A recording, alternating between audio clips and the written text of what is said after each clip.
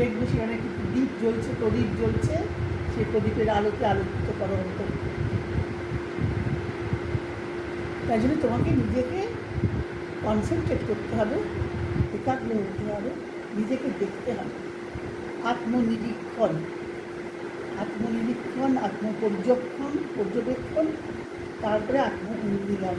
মায়ের কাছে নিজেকে খুলে দাও কোনো জায়গায়। যেমন ওই যে গুরুদেব উদাহরণটা বলতেন, দুর্যোধন মায়ের কাছে গেছিল একটা জাঙ্গিয়া পরে নিচটা কোমরের নিচ থেকে আর কিছু আর খোলা রাখিনি, উলঙ্গ হয়ে যায়নি, তাই ওই জায়গাটা কাঁচা ছিল, ওই জায়গাটা তার শক্ত হয়নি, তাই ওখানে উড়িতে ওখানেই তো আঘাতটা লাগলো।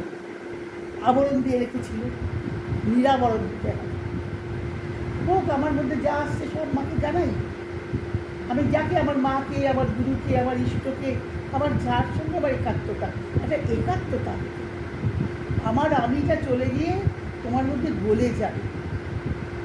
যেমন সমুদ্রে ঢেউ মিশে যায়, ঢেউ উঠছে, সমুদ্রে ঢেউ করে যাচ্ছে, তরঙ্গ উঠবে, তরঙ্গ মিশে যাবে। তার জন্য একটা অবলম্বন দরকার।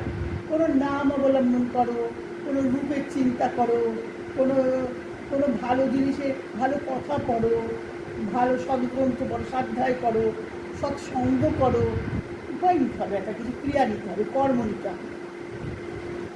তার দ্বারা এটা ট্রান্সফর্ম হবে। Transform all dullness and darkness into bright and perfect faith. ফেথটা দরকার, এটা হবেই। মা দেখছেন আমাকে, গুরু দেখছেন আমাকে, তার প্রসাদে, তার অনুগ্রহে এটা রূপান্তরিত হবেই, হবেই, এইটা সংকল্প। বলেছেন না যে তুমি যদি এখানে এই সংঘাতের পথে চলতে চাও, বিপর্যয়ের পথে চলতে চাও, তাহলে দুটি জিনিসের প্রয়োজন। একটা হচ্ছে মা ভগবতীর করুণা, আর তোমার শ্রদ্ধা, আন্তরিকতা, নিষ্ঠায় গঠিত তোমার অন্তঃকরণ। আমার শ্রদ্ধা আছে কিনা, আমার নিষ্ঠা আছে কিনা, আমার আন্তরিকতা আছে কিনা, এই অন্তঃকরণ এটা গঠিত কিনা, নিজেকে সর্বদা বিচার করতে হবে, অ্যানালিসিস করতে হবে। এটাই তো পুজো, এটাই তো সাধনা।